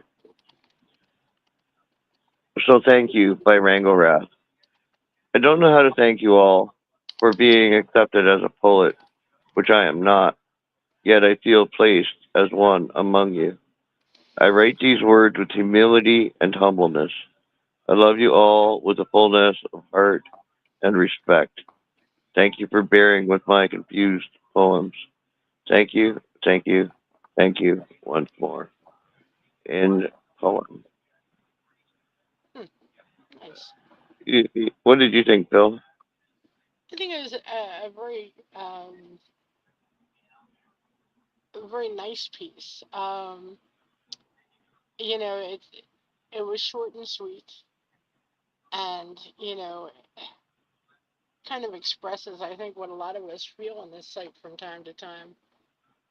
I don't know how to thank you all for being accepted as a poet, which I am not. Yet I feel placed as one among you. Um, I think, well, I think any of us have a little bit of doubt in ourselves, feel that way when you're accepted by the poets that you admire or think are so wonderful. But I write these words with humility and humbleness. I think it was just a really um, respectful piece, you know, and yeah, very well done. Absolutely. Yeah.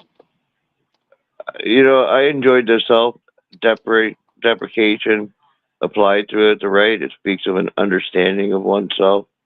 And I quoted, "I don't know how to thank you all for being accepted as a poet, which I am not. Yet I feel placed as one among you." Um, you know, I don't know. There's a respect and a reverence here for the people that he sees as poets. And then to find himself among them, it has him writing this ode of respect. So thank you so much for sharing, Randall Rass. Oh, all right, come on,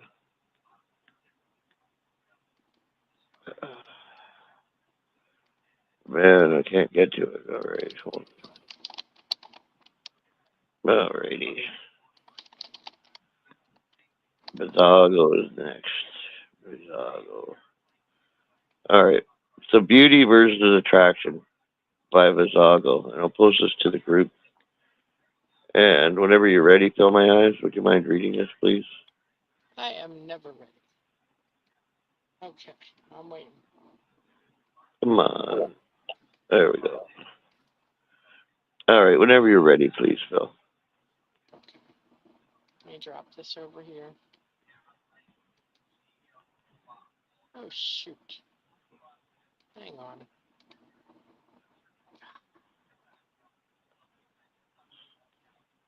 Wow. Hang on 1 second, Gray. Maybe I No should. problem. Take your time, Phil. Oh, don't tell me that, because I'll go to bed or something. Let me see. There's that one, and then there's this one. I don't know what I've been doing here. Uh, paste. And last but not least, this one. I don't know. Sometimes I wonder. Here I thought I was doing everything right. Okay. This piece, Beauty versus Attraction by Vizago. Beauty is the surface, a trick of angles, light, and mirrors. It fades the moment the eyes blink, or the eye blinks. Attraction is different. It comes from the pulse beneath the ribs, from the fire no face can imitate. Beauty asks to be looked at. Attraction pulls you closer. One is decoration, the other is gravity. So keep your beauty. I choose the force that doesn't need a perfect face to set a soul on fire. End poem. Beautiful read. Thank you so much, Phil. Um, you know, my comment to him on this poem is I thoroughly enjoyed your take on what makes a person attractive to another. Beauty asks to be looked at. Attraction pulls you closer. One is decoration, the other is gravity.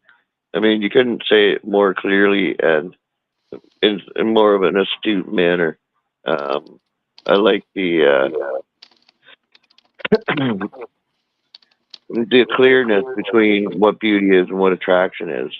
You know, beauty is a surface, a trick of angles, light, and mirrors. It fades the moment the eye blinks. Attraction is different. It comes from the pulse between the ribs, from the fire no face can imitate. I liked it. Nice job, Bizago. Thanks so much for sharing. Hmm. And for my eyes, what did you think? I thought this was an excellent piece by Vizago. Very well said, and I really enjoyed it. Down in his author's notes, I kind of like what he wrote. A reflection on the difference between what the eye wants and what the soul answers to. Beauty is decoration, attraction is gravity. One fades, the other pulls. I wrote this to honor the force that can't be painted, polished, or faked. Good for him. I thought it was well said. Um, let me see. Uh, yeah, I I'll take the last two stanzas here. Beauty asks to be looked at. Attraction pulls you closer. One is decoration, the other is gravity. So keep your beauty. I choose the force that doesn't need a perfect face to set a soul on fire. Um, I think this was a great job by Vizago, and thank you so much for sharing with us tonight. Absolutely. Well, that brings us to the close of the show. Thank you so much for joining me tonight, Bill My Eyes. No problem, Thank you so Greg. much for listening in, Yumpy. I appreciate everybody that's listened, or will listen. Um, and I appreciate everything that you do for this show. I mean, to provide us with a platform to express our voices, Fill My Eyes. You've My been doing pleasure. it for over a decade now, and I appreciate it. Thank you I, so much.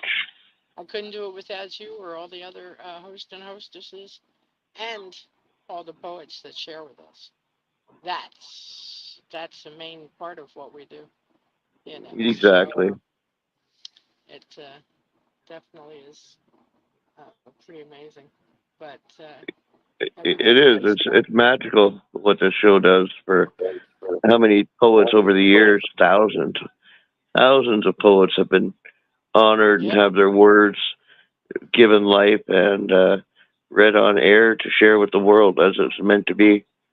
So thank you for everything that you do, Phil. You know I love you. Have a Yes, wonderful night, and I love thank you you for too. co-hosting. And you Thank have you a for great night co-hosting tonight. yourself. Anytime, anytime. Even last show, I would have done that with you. Just saying. Yumpy knows. He saw me. Ah, he saw me talking to you. Okay. Right, Thank you, Yumpy. It's always great to have you hang with us. And right. Greg, have a great night. Yumpy, have a great night. Wonderful poetry tonight. And yeah, it was fun. Yeah, So I'm hungry too, Yumpy. yeah, we'll have to do it again someday. Absolutely. All About right. two Good months. night, Phil. Love you Good too. night. Good night. Bye. Good night. Bye, Yumpy.